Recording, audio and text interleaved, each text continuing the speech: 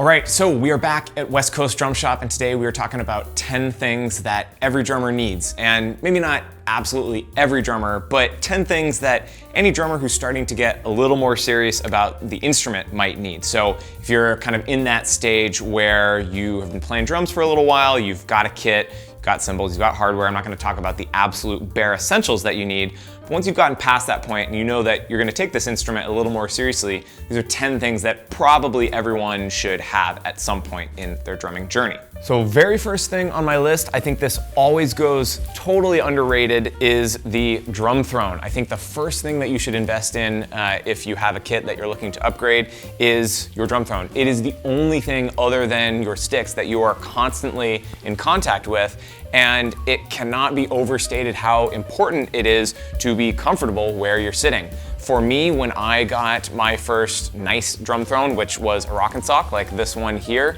what I hadn't realized before I got it was how much more I would practice just because I was comfortable on the throne. And I think anything that you can buy to encourage you to practice more, that is totally invaluable. Number 2 on my list is a drum key. Now, of course, absolutely every drummer, even beginners, should have a drum key, and I'm sure you have one already. But specifically, I think that you should have many, many drum keys because they tend to evaporate.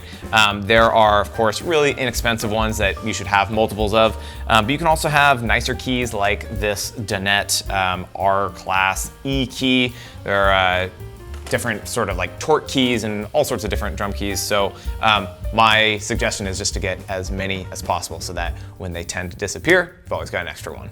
Next thing on my list is hot rods or some sort of dowel rod. And if you're not already familiar, basically what these do is they give you a slightly different sound, a slightly different texture. And for most people, they're using them because they are much, much quieter. So if you find yourself having to play a coffee shop gig or just any sort of situation where you need to play relatively quieter or you need this different sort of texture, I feel like every drummer should have hot rods or dowel rods. I've got a pair that I've probably had for like 10 or 15 years, and I really don't use them that often, but every so often when that gig rolls around that needs this sort of thing, then I'm glad that I have them. Depending on what type of drummer you are, you might also consider getting mallets and brushes. If you're into jazz at all, of course you're gonna have to get brushes. If you're into orchestral music at all, of course you're gonna have to get mallets. But yeah, for almost every drum set player, I feel like dowel rods are a must. Now, next one, of course, you're gonna have multiple pairs of sticks, you're gonna have dowel rods, you're gonna have brushes, you're going to need a stick bag to put them in. So, of course, you can get stick bags for 10 bucks, 20 bucks, or you can get really nice ones like this Reunion Blues bag. But regardless, if you are getting more serious as a drummer, you should have a stick bag to keep all of your sticks, mallets, brushes, etc. in. Number 5 on my list is some form of dampening. Every drummer should have something like moon gels, or what I like here, I prefer either drum dots or the snare weight stuff. I think those are both great options, and even more so, I probably use gaff tape more often than either of those. But you should have some way of dampening your drums, even if you typically like to keep your drums wide open or you tune differently than that. You are going to find yourself in a situation either live or in the studio where the sound engineer is going to say, can you just keep that floor tom from ringing, or could we just tape up this drum or that drum? And of course, as an easygoing drummer, you're going to have to oblige. So you need something like drum dots, snare weight, gaff tape, whatever works for you. Now, this list is in no particular order, but if it was, then these would absolutely be high up on the list, and it is isolation headphones. You need something to be able to listen to music or a metronome and play along while still protecting your hearing. Now, these are the Vic Firth headphones. These are sort of the gold standards. Seems like everyone has had a pair of these at some point.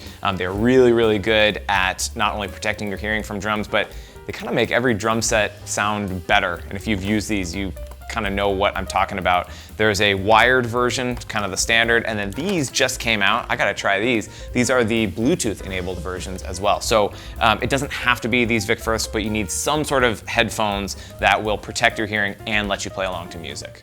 So actually, while we're on the subject of hearing protection, in addition to having headphones that you can play along to music with, it's probably a good idea to also have some high fidelity earplugs. Now, there are a lot of different versions. These are the erasers, these are the vibes, but basically what they're all going to do is bring down the volume, not too much, enough that you can still hear what's going on, but most importantly, it's going to keep a relatively flat frequency curve, meaning that it's not going to take out all the high end, just leave the low end like gun range earplugs. And actually, there's a whole separate video that I made on these. I really like the Soundbrenner Minuendo earplugs as well, so I'll leave a link to that so you can check that out. But yeah, you should have some sort of nicer earplugs.